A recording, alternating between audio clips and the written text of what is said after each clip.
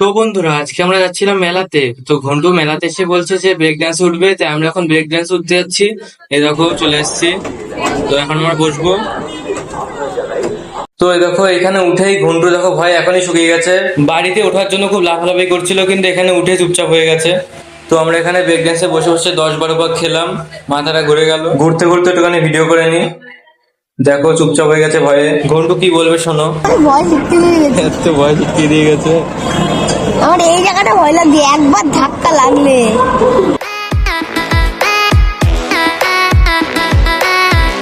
তো এরপর break dance দিয়ে নেমে আমরা আসলাম বেলুন ফাটাতে। মেশো বলে দেবে, আমি ফাটাবো। ওই তুমি একদম অরেঞ্জটা উপরের একদম সিঙ্গেল।